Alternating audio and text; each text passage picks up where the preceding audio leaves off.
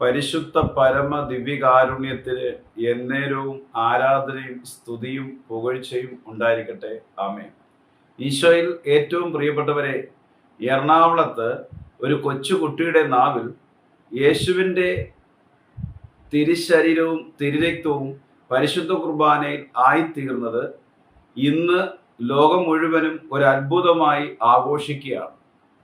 യൂട്യൂബർമാരും അതോടൊപ്പം തന്നെ മീഡിയകളും പിറകെ നടന്നുകൊണ്ട് അത് ആഘോഷമാക്കി മാറ്റുമ്പോൾ വിശ്വാസികളോട് ഇത് പറയാതിരിക്കാൻ വയ്യ. അവിടെ നടന്നത് ഒരു അത്ഭുതമല്ല, മറിച്ച് യേശുവിൻ്റെ ചങ്ക് പൊട്ടലായിരുന്നു. യേശുവിൻ്റെ ചങ്ക് പൊട്ടിയുള്ള വേദന, യേശുവിൻ്റെ ചങ്കിൽ നിന്നും രക്തവും ജലവും തിരുവോസ്തിയിലായി മാറിയത് ആഘോഷമായി റീച്ച് കൂട്ടി വിശ്വാസികൾ പോലും അതൊരു അത്ഭുതമായി ആഘോഷിക്കുമ്പോൾ മറുവിധത്തിൽ ദൈവ നിന്നയാണെന്നും കൂടെ പറയാതിരിക്കാൻ പറ്റുകയില്ല. എപ്പോഴൊക്കെയാണ് യേശുവിൻ്റെ തിരുവോസ്തി പച്ച മാംസവും രക്തവുമായി മാറുന്നതെന്ന് നമ്മൾ അറിഞ്ഞിരിക്കണം, നമുക്ക് അറിയാവുന്നതുമാണ്. ആ ദേശത്തിൻ്റെ അവിശ്വസ്തതയും ദൈവനിന്ദയും, പ്രത്യേകിച്ച് പരിശുദ്ധ കുർബാനയോടുള്ള ദൈവനിന്ദ നടന്നൊരു കാലഘട്ടമാണ് ഇത്.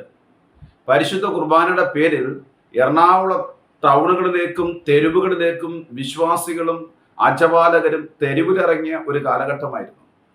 പരിശുദ്ധ ബലിയർപ്പണം നടക്കുന്ന സമയത്ത് അൾത്താരയിൽ കയറി ബലിപീഠം സ്ത്രീകൾ പോലും തട്ടിമറിച്ച ഒരു കാലഘട്ടമായിരുന്നു.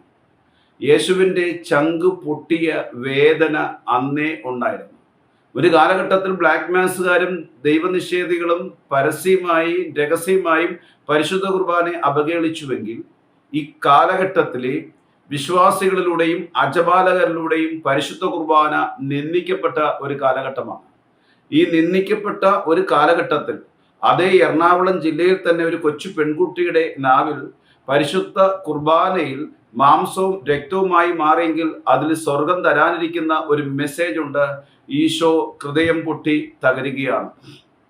എത്രമാത്രം പരിശുദ്ധ കുർബാന അവഹേളിക്കപ്പെടുന്നോ അത്രമാത്രം ഈശോ തകരുകയാണ്. എപ്പോഴാണ് ഒരു മനുഷ്യൻ്റെ കണ്ണിൽ നിന്നും കണ്ണുനീരൊഴുകുന്നത്, അതും ഹൃദയം പൊട്ടി രക്തം പുറത്തേക്ക് വരുന്നത്?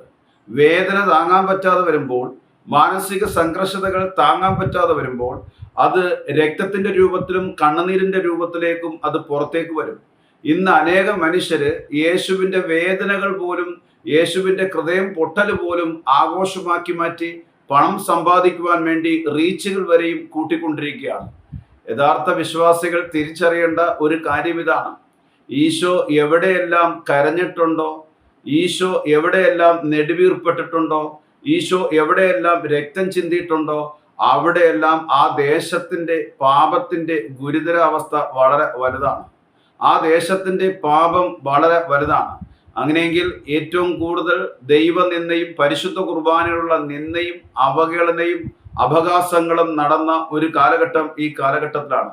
അതുകൊണ്ട് ഈശോയുടെ ഹൃദയവേദനയാണ് ആ കുഞ്ഞിൻ്റെ നാവിൻ്റെ ആകൃതിയിൽ ആയിത്തീർന്നത്, ആ ദേവാലയത്തിൽ വീണതും. അതും സാധാരണ ഒരു കുഞ്ഞിൻ്റെ കരങ്ങളിലും നാവിലും തിരുവോസ്തി മാംസവും രക്തവുമായെങ്കിൽ ഈശോയുടെ ചങ്ക് പൊട്ടിയുള്ള വേദന ചങ്കിലൂടെ തുറന്നു കാണിക്കുകയായിരുന്നു. ഇന്ന് പല പ്രാർത്ഥനാക്കാർ പോലും, ചില ആൻറ്റിമാർ പോലും ആ കുഞ്ഞിനെ തൊട്ടുമുത്താൻ പോയെന്ന് ആ കുഞ്ഞിൻ്റെ പിതാവ് ചാനലിലൂടെ വെളിപ്പെടുത്തി. എന്തുമാത്രം വീണ്ടും ദൈവത്തെ നിന്ദിക്കുകയാണ് ഈ പ്രാർത്ഥനാക്കാർ പോലും. അതുകൊണ്ട് നമ്മൾ ഇതുപോലുള്ള അടയാളങ്ങൾ കാണുമ്പോൾ, ഇതുപോലുള്ള അത്ഭുതങ്ങൾ എന്ന് വിശേഷിപ്പിക്കുന്നത് കാണുമ്പോൾ നമ്മൾ തിരിച്ചറിയേണ്ടത് ആ ദേശത്തെ ഓർത്ത് ഈശോ ഇപ്പോഴും ചങ്ക് പൊട്ടുകയാണ്. പരിശുദ്ധ കുർബാനയുടെ അവഹേളനയെ ഓർത്ത് ഇപ്പോഴും ഈശോ ചങ്ക് പൊട്ടുകയാണ്.